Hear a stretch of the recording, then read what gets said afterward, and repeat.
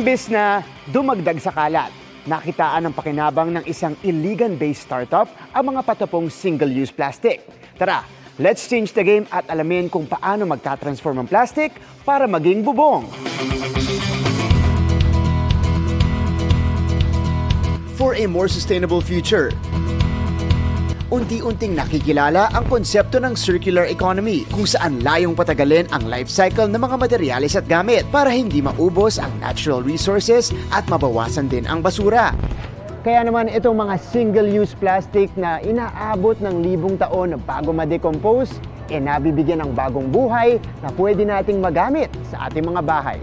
From plastic, itatransform yan to eco-roofing tiles pang bubong. Dinevelop ng Iligan-based startup na pinangungunahan ni Sir Keno Uy. Yung idea po ay nagsimula dahil maraming plastic sa area namin. While we are waiting for the solution na ma-resolve yung plastic problem natin, naghanap kami ng technology na pwede natin gamitin para ma-lessen at saka gamitin yung basura. Ang eco-roofing tiles, kasing gaan lang din ng yero. Pero di tulad ng yero, may insulation properties ang mga ito kontra init. Sinimulan nila ang pagbuo ng eco-roofing tiles noong 2019. And to make the process more sustainable, hindi nila tinutunaw ang mga single-use plastic para iwas polusyon. Para maging roofing tiles, itong ordinaryong plastic, dadaan muna siya sa isang proseso. Dudurugin natin ito para maging ganito na siya.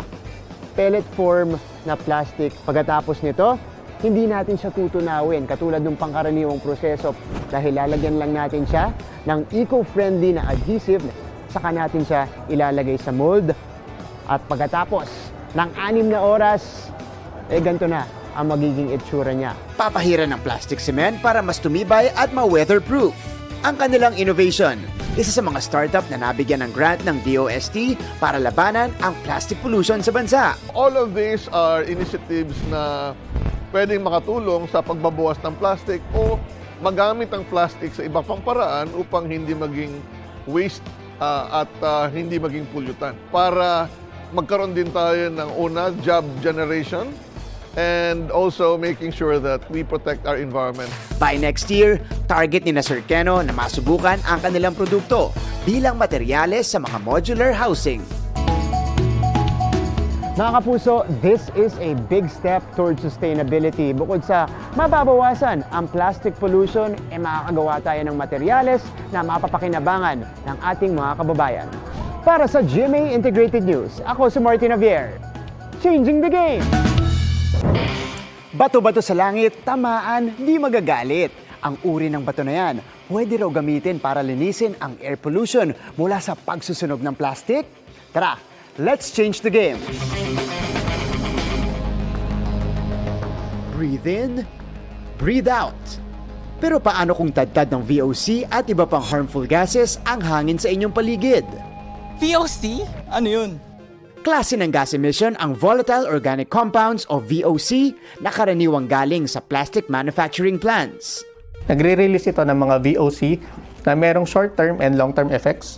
No? They are usually very toxic and carcinogenic. Dok, ang bato!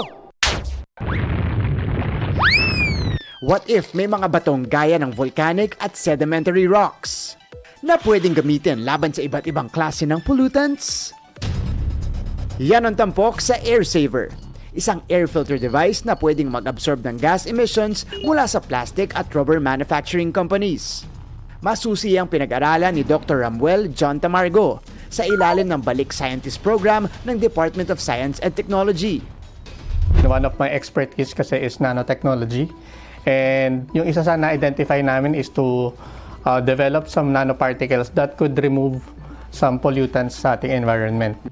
Hawak ko ngayon itong 3D printed prototype ng air filter na po pwedeng paggamitan ng AirSaver. So kapag tinanggal yung takip, makikita nyo, nasa loob po ang ating mga AirSaver pellets. So sa gilid, may mga slit tayo. Ayan, may mga butas tayo para makapasok dito ang hangin. Gusto nila Doc Ram, na dito didiretso yung hangin ng exhaust na yan. Papasok siya dito sa gilid. Ayan. Dadaanan niya itong ating mga AirSaver pellets. At kaya tayo meron ganito, So, lahat po ng malinis na hangin na dumaan na dito sa air saver pellet, dito lalabas sa taas at wala na po yung VOC. Sa ngayon ay nakapagsagawa na ng serye ng lectures at presentations sa beneficiary city ang team ni Dr. Margo para makatulong sa pag-filter ng gas emissions sa industriya ng manufacturing sa lungsod. Mga kapuso, a possible solution to the worsening local air pollution. This is a game-changing air-saving invention na hindi lang makakatulong sa manufacturing industry, pati na rin sa community surrounding it. Para sa GMA Integrated News, ako si Martin Javier. Changing the game!